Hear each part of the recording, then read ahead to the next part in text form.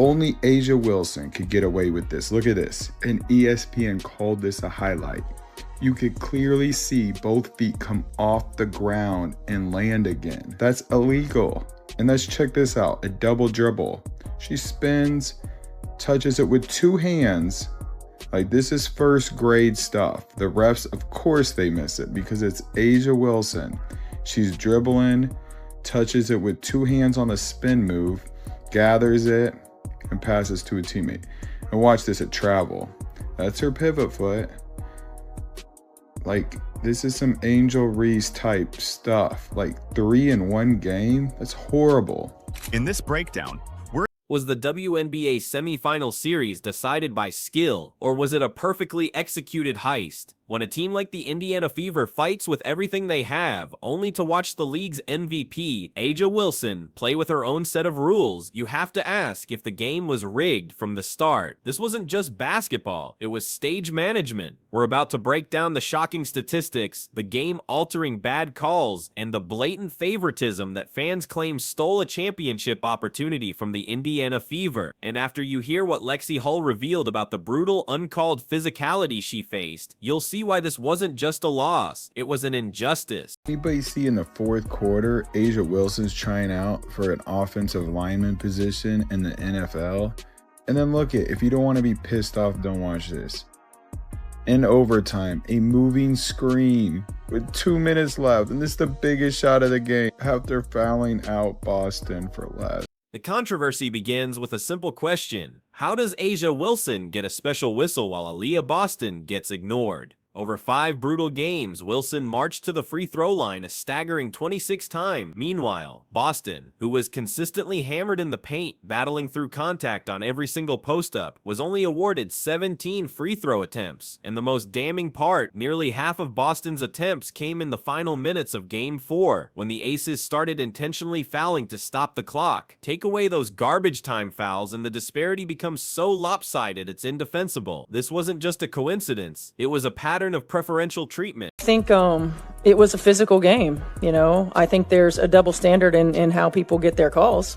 I think Aaliyah Boston is the worst officiated post player in the league. She never gets a call. And you know, there's a double standard there, certainly. But you know, again, if it's going to be physical and you're gonna allow us to be physical, then allow both teams to be physical. If you're going to call the holds and you're going to call the chucks, and you're going to then call it both ways. So I mean, I think that we've been pretty consistent in what we're asking for, and I didn't feel like it was. Now let's look at the first 2 games of the series, where the bias was almost comical. Aaliyah Boston, the Fever's dominant force in the paint and arguably the most skilled post player in the league, did not shoot a single free throw, not one. For 2 straight games, the referees acted as if a force field surrounded her, making contact impossible. At the other end of the court, Wilson was getting calls for phantom touches, grazing brushes, and incidental bumps. The message from the officials was crystal clear. One player's physicality is rewarded, and the other's is completely ignored. This wasn't just a slow start, it was a clear pattern of selective enforcement from the opening tip. And look at these moving screens. She totally destroys Lexie Hull, and guess what? They get a 3-point bucket off that play. They didn't call that an offense foul. Look at this one. Do you see how she sticks her leg out? They wonder why they get wide open layups and 3-pointers. Look at the room it makes when you set an illegal screen. That's why it's illegal. Another one, look at this. She moves over and it's just enough time for her teammate to get a 3-pointer off. Watch how she does this. She thrusts her hips at the end. Look at it. Thrust her hips to get that extra space, and she gets an open layup. Like I said, 4 offensive fouls they didn't call, and they got 10 points. But the favoritism didn't stop at the free throw line. Rewatch the game film, and you'll see Asia Wilson setting illegal screens so often it looked like it was part of the Aces playbook. Analysts and fans who broke down the tape counted them, 37 uncalled moving screens throughout the series. That's nearly 8 illegal plays per game that went completely unpunished. Wilson was shuffling her feet, extending her hips, and throwing her shoulder into defenders to spring Jackie Young or Chelsea Gray open, and the refs just watched it happen. Meanwhile, if Boston set a perfectly legal screen, a whistle was almost guaranteed. The double standard wasn't just frustrating, it fundamentally changed how both teams could run their offense. Well, it's hard for us to find flow when there's a foul call every 10 seconds. I mean, it just really is. While the box score exposed the biased calls, the on-court reality was even more brutal, and no one felt it more than Lexie Hull.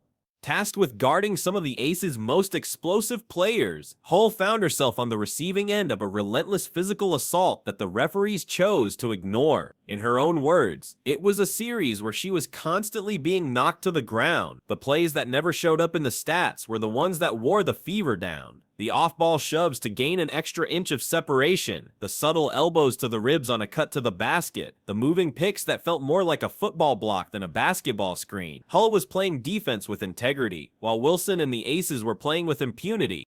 You know, and when they're at the free throw line, we can't get up and down the floor, and that's a challenge. They were much more aggressive and physical defensively.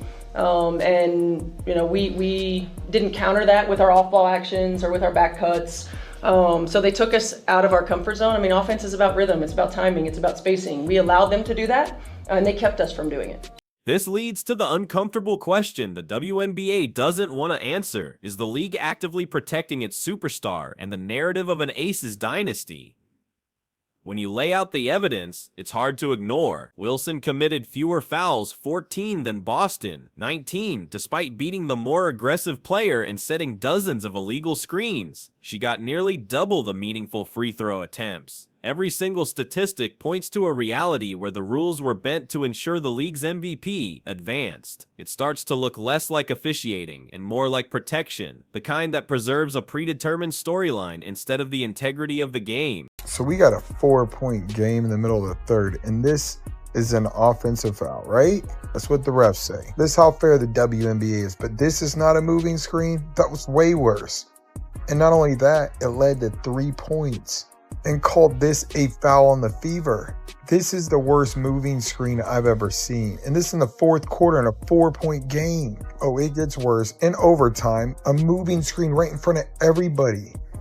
And then guess what it leads to? A 3-pointer in a 2-point game with 2 minutes left. Another moving screen. Instead of calling this a moving screen on A'ja Wilson, they call a foul on the Fever. I can't make this crap up. But raw numbers only tell part of the story. It was in the final, decisive Game 5, where this pattern of favoritism exploded into a full-blown officiating crisis. This game was supposed to be a legendary duel between Boston and Wilson for a spot in the finals. Instead, it became a showcase of how officiating can single-handedly determine a winner. The Indiana Fever weren't just playing against the Las Vegas Aces, they were playing against the 3 people with whistles. This wasn't a competition, it was a controlled demolition of a team that deserved a fair fight. 3 specific calls against Boston didn't just influence the game, they sealed Indiana's fate.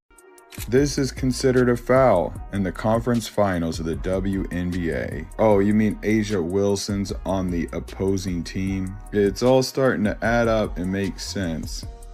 You have to cheat to win basketball games. The first blow, the one that changed the entire flow of the game, came in the third quarter. Boston set a textbook screen at the top of the key, feet planted, body still, completely legal. It was a play you show young players to teach them the fundamentals, but a whistle blew out of nowhere. Offensive foul. Moving screen. The replay confirmed what everyone in the arena already knew. It was a phantom call. The commentators were stunned into silence. That single whistle did more than just turn the ball over, it put a leash on Boston. From that moment on, she was forced to play with hesitation, terrified that her natural strength would be used against her by the officials. So there was a huge flop on Boston's third foul. Did you see Boston's 5th foul? And then to foul her out on a 50-50 ball with 27 seconds left is wild. Then came the performance that deserved an award for acting.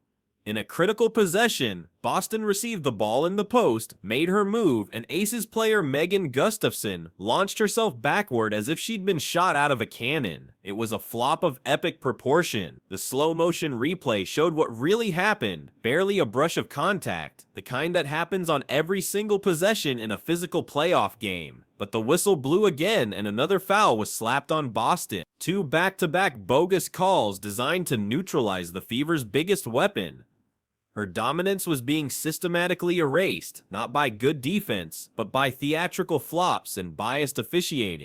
But Aaliyah did say I have a special whistle, and she shot 13 today. She said that to you. Yeah. Yeah. She said the last game I had a special whistle.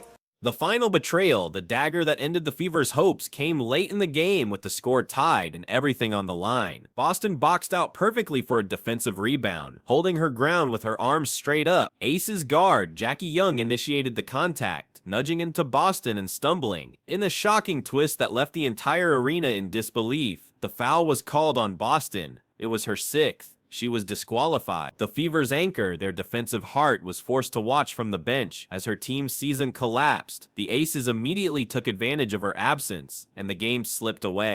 So while you're looking at that box score, I'm wondering what's really standing out to you there. I was just looking at the fouls. Like, Liz had 5, Jackie had 5, Chelsea had 5. And that's very interesting to me because I'm not saying we don't foul. Yeah, we foul here and there, but that's very interesting. With Boston out of the game, the final 2 minutes of regulation and overtime turned into a farce. It was no longer a basketball game. It was a parade to the free throw line, and only one team was invited. In that short, critical span, the Las Vegas Aces shot an unbelievable 13 free throws. The game ground to a halt as the whistle blew again and again, each time sending an Aces player to the line. The Fever, meanwhile, were forced to defend without breathing on their opponents. The outcome was no longer being decided by clutch shots or defensive stops, but by the monotonous rhythm of a referee's whistle. It was theater, not sport. I gotta go back and look at the tape, but it seemed like there was a lot of grabbing and holding down there. That got called one way. Anything else? I did appreciate it was a little tighter called, but tighter on both ends would have been nice. But the most cynical part of this whole saga happened before Game 5 even started. After the Aces lost Game 4, A.G. Wilson stood at a podium and had the audacity to suggest the series was rigged against her. Let that sink in. The player who had benefited from a special whistle all series long, who was allowed to set illegal screens and get phantom calls, was now playing the victim. It was a masterclass in manipulation, a calculated move designed to plant a seed of doubt in the referees' minds and pressure them into giving her even more favorable calls in the deciding game. And it worked perfectly. That's interesting. That's what I was looking at. But we'll do better. We gotta play better defense. By interesting, do you mean that shit? Yeah, I can't say that because I got a brand to protect. But Say it, I have no brand. yeah, it's interesting. But we'll be better.